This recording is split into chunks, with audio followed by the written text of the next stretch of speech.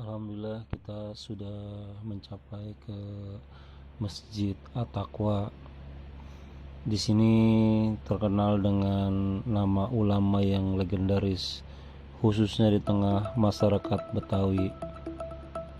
Dialah Kiai Haji Nur Ali, pria kelahiran Bekasi 15 Juli 1914 yang termasuk pahlawan nasional sejak 2006 yang lalu.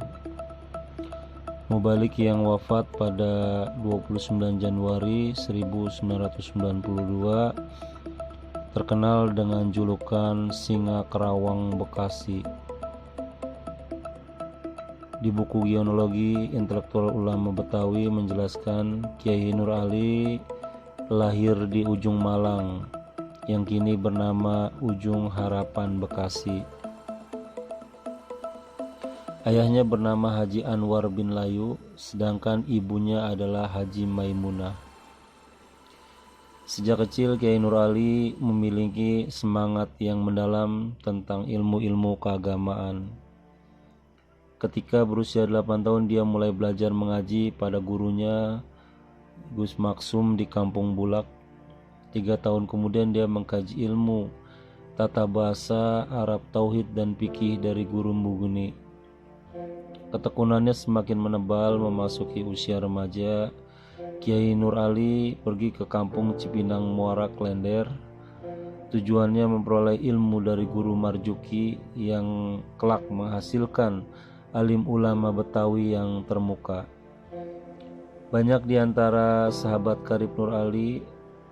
Kesungguhan belajar putra daerah Bekasi ini menarik perhatian guru Marjuki yang pada akhirnya Kiai Nur Ali diperbolehkan untuk mengajar murid junior bila sewaktu guru Marjuki berhalangan hadir.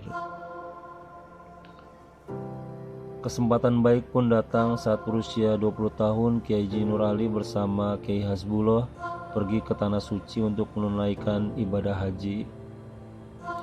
Momentum ini dimanfaatkan beliau untuk meneruskan belajar ilmu-ilmu agama.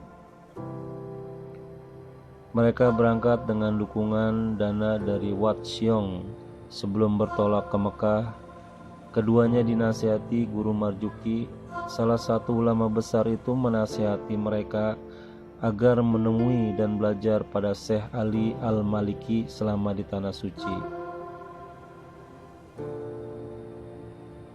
Kiai Nur Ali juga banyak menerima pengajaran dari banyak tokoh besar, misalnya Syekh Umar Hamdan, pengajar Kutub Asyitah, Syekh Ahmad Patoni, ulama asal Thailand Selatan yang mengajarkan kitab Iqna tentang ilmu fikih, serta Syekh Muhammad Amin Al-Kutubi yang mengajarkan kesastraan tata bahasa Arab, ilmu logika, serta tauhid. Diharap Kiai Nur Ali aktif di berbagai organisasi orang-orang Jawa Melayu seperti Perhimpunan Pelajar-Pelajar Indonesia, Persatuan Talabah Indonesia, Perhimpunan Pelajar Indonesia, serta Persatuan Pelajar Betawi. Kerinduannya pada kampung halaman akhirnya terjawab. Kiai Nur Ali pun pulang ke tanah air. Dia mengirimi surat kepada gurunya Syekh Al-Maliki. Dan jawaban sang guru meneguhkan semangat anti kolonialisme. Kalau kamu ingin pulang silakan pulang, tetapi ingat, jika bekerja jangan menjadi seorang penghulu atau pegawai pemerintahan. Kalau kamu mau mengajar, saya akan ridhoi dunia akhirat. Kiai Nur Ali tiba di Jakarta pada awal 1940. Hal pertama yang dilakukan adalah mendirikan pesantren At-Taqwa di kampung halamannya. Pendirian pondok itu menandakan baktinya kepada sang guru. At-Taqwa menjadi tempat menyebarkan ilmu-ilmu agama sekaligus tekad melawat penjajahan. Oleh karena itu pesantren tersebut selalu diawasi intelijen pemerintah kolonial. Pada zaman pendudukan Jepang, semangat Kiai Nur Ali tidak luntur. Jepang awalnya datang dengan klaim sebagai saudara tua bangsa Indonesia. Namun toh kekejamannya tidak jauh berbeda dibandingkan dengan Belanda. Setelah kian terdesak di Perang Asia Timur Raya, Jepang mulai mencari simpati rakyat Indonesia dan membentuk Laskar-Laskar dan Kesatuan Pembela Tanah Air atau PETA. Menurut Kiai Nur Ali, inilah kesempatan bagi anak-anak muda Indonesia untuk memperoleh ilmu militer modern. Dengan begitu mereka akan siap bila mana Indonesia memerlukannya, terutama dalam menyongsong kemerdekaan. Oleh karena itu tidak sedikit santri yang ikut dalam Laskar Heiho, Keibodan atau PETA yang dibentuk Jepang. Setelah berbagai perjuangan, Republik Indonesia akhirnya merdeka pada 17 Agustus 1945. Selang 1 bulan kemudian terjadi insiden di lapangan Ikada, kini silang Monumen Nasional. Lautan manusia memenuhi lokasi tersebut untuk menunjukkan dukungan penuh kepada para pemimpin negeri.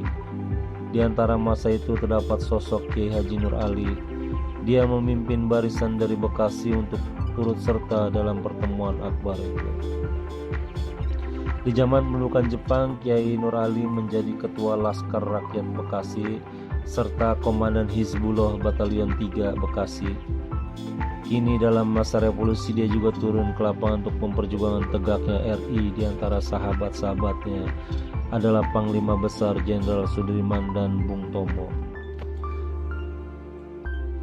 Kisah legendaris beliau, Belanda amat kesulitan untuk menangkap beliau karena Kiai Nur Ali diberi julukan Belut Kerawang Bekasi. Dan pada tahun 1949 Belanda mengakui kedaulatan Indonesia. Laskar-laskar pun mulai membubarkan diri. Sejak saat itu Kiai Nur Ali lebih fokus pada dunia pendidikan. Sejarah tentang beliau semoga bermanfaat untuk kita dan juga kita bisa meneruskan perjuangan beliau.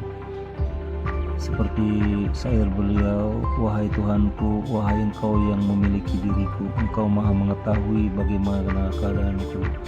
Dan dari segala yang memenuhi hatiku, dari kegundahan dan kesibukanku, hingga terlupakan dari mengingatmu.